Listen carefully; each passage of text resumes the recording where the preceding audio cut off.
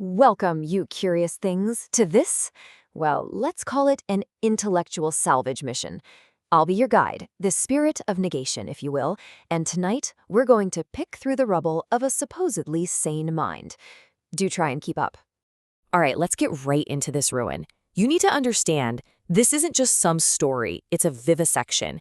We are here to witness the total, beautiful collapse of a facade. And I promise you, it is a spectacular sight. So our tour begins in what he calls the Shadowlands. This is that desperate little frontier where our narrator tries to defend the crumbling outpost of his own mind. He seems to think logic is his fortress. Oh, how quaint. Now just look at this. The gap between how he sees himself and what's really going on is staggering. On one side, you have his claim, meticulous, calculated sanity. And on the other, the truth, just the cold sweat of a pure, irrational obsession pretending to be thought. And our little specimen here is the perfect example of this fragility, isn't he? He's a corrupted architect, you see, trapped in a circle of his own making, and he actually believes the walls he built can hold back the abyss. Spoiler alert, they can't. So let's move on to the catalyst for this whole messy affair, the trigger for what I like to call the terminal shudder. It isn't a person, not really. It's just an eye. Now, this vulture eye, it's not a physical threat. No. It's a symbol. It's a cold, judging mirror that reflects back everything our narrator despises about himself, his own rot, his own insignificance, and he feels this desperate, almost primal urge to just shatter that mirror. And right here, this is where his foolishness is on full display. He thinks he can destroy some external judgment, but really, he's just chasing his own tail. He's trying to kill a reflection of what he already is. It's utterly pathetic. And of course, utterly human. You know, every careful step he takes, every clever little plan he hatches to get rid of the eye, it only serves to dig his own grave deeper. The more he plots against it, the more he proves the eye's judgment was right all along. Now, every madman needs a favorite tool, right? Well, our narrator chooses a lantern, and he frames it as this instrument of supreme control, like a surgeon's scalpel for his midnight procedure. Oh, just observe this pathetic little ritual. He truly convinces himself that this precision, it's proof of his mastery. A cautious opening, a precise movement.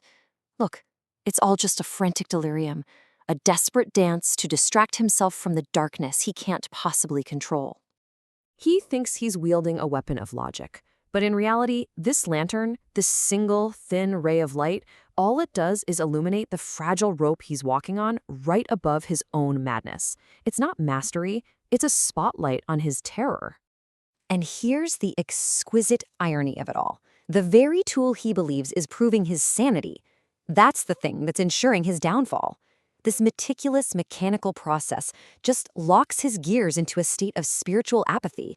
It makes sure he can never, ever escape the cage he's so carefully built for himself.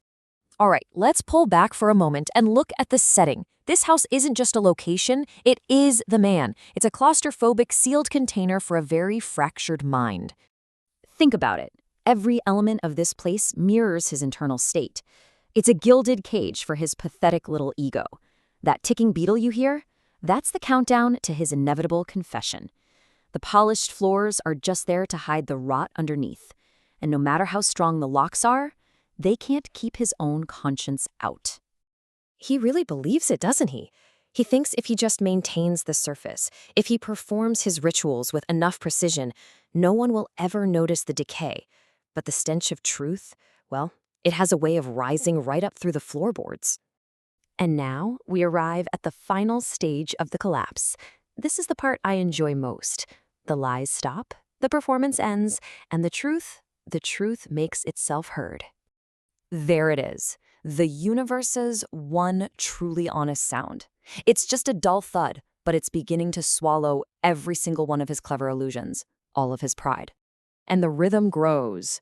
Now he is forced to hear that terminal shudder, the one the marketplace of distractions works so very hard to silence. This is the sound of his carefully constructed reality completely failing. And what does it all add up to? This: zero.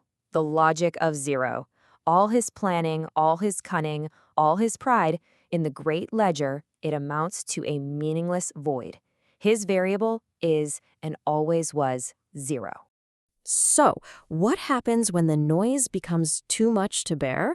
A confession. But don't you dare see it as a defeat. See it for what it is, the necessary, inevitable liquefaction of a soul that was already corrupt. By finally shrieking out the truth, he puts an end to his frantic delirium. He chooses the happiness of the grave over the sweaty, hard work of maintaining a lie. It's a kind of peace, I suppose. A twisted one, but peace nonetheless. Which brings me to a little question for you lot. When your own carefully built facades start to crack, is a total, brutal confession the only way to become whole again? Or is it maybe just another form of surrender? You see, this is my purpose. I am the negation. I am the void. True courage isn't found in pretending the abyss doesn't exist. It's found in staring right into it, right into me, and affirming your own existence anyway. So our little tour ends here at a choice. You've seen one man's collapse. Now what about you? Are you going to surrender to the logic of 0? Or will you do the hard, painful work of forging a self that can actually withstand the truth? The choice, as always, is yours.